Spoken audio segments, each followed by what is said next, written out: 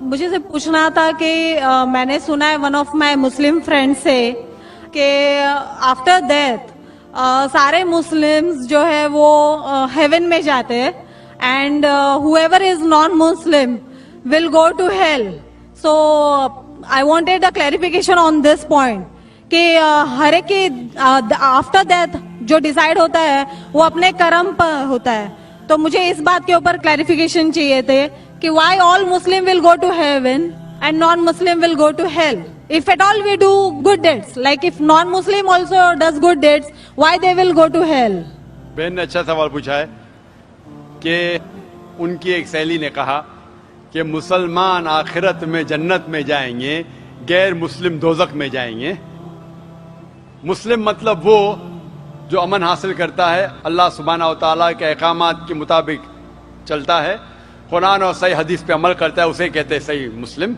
یہ بالکل صحیح ہے کہ جو عملی طور پہ صحیح مسلمان ہے وہ انشاءاللہ جنت میں جائے گا.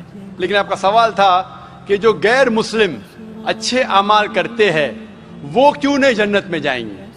بہن، جنت میں جانے کے لیے 4 شرائط ہے. جب میں میرا 10th اسٹینڈرڈ پاس کیا، میں سینٹ پیٹرز اسکول سے فارغ ہوں.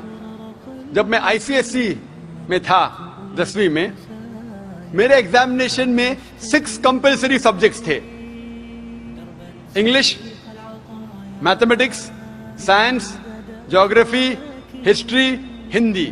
6 سبجیکٹس کمپلسری. 6 سبجیکٹس میں پاس ہونا کمپلسری ہے.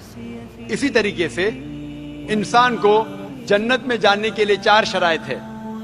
یہ لکھا ہے سورہ العصر میں، سورہ نمبر 103 آیت نمبر 1 2 3، جس میں اللہ تعالیٰ فرماتے والعصر ان الانسان لفی خسر الا الذین آمنوا وعملوا الصالحات وتواصوا بالحق وتواصوا بالصبر.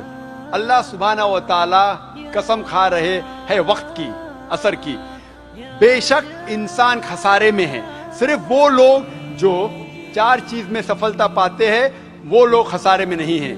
اور یہ 4 چیزیں ایمان، عمل صالحات، وتواصوا بالحق، وتواصوا بالصبر. جس طریقے سے مجھے 10th اسٹینڈرڈ پاس کرنے کے لیے 6 سبجیکٹس میں پاس ہونا کمپلسری ہے. مثال کے طور پہ اگر مجھے mathematics, English, history, geography, science میں 99% مارکس ملتے ہیں، 99%، اور ہندی میں صرف مجھے 10% ملتے ہیں، اینڈ پاسنگ مارکس از 40%. پاس ہونے کے لیے 40 مارکس کی ضرورت ہے. اگر ایک سبجیکٹ میں، ہندی میں مجھے 10% مارکس ملتے ہیں اور باقی 5 سبجیکٹ میں 99% مارکس ملتے ہیں، کیا میں 10th اسٹینڈرڈ پاس کروں گا کہ نہیں؟ بہن، میں آپ سے پوچھنا چاہتا ہوں، کیا میں 10th اسٹینڈرڈ میں سفلتا پاؤں گا کہ نہیں؟ ایک سبجیکٹ میں 10%، باقی 5 سبجیکٹس میں 99%، کیا میں 10th اسٹینڈرڈ پاس کروں گا کہ نہیں؟ نہیں. کیوں؟ کیونکہ مجھے ہندی میں 10% مارکس ملے، بھلے 99 ملے، باقی 5 سبجیکٹ ہندی میں 10 فیل. اسی طریقے سے جنت میں جانے کے لیے سورہ العصر کے حساب سے 4 چیزیں ضروری ہے: ایمان، عمل صالحات، نیک اعمال جو آپ کہہ رہے، وتواصوا بالحق، لوگوں کو حق کی طرف بلانا، وتواصوا بالصبر، لوگوں کو صبر کی طرف بلانا. 4 چیزیں ضروری ہے.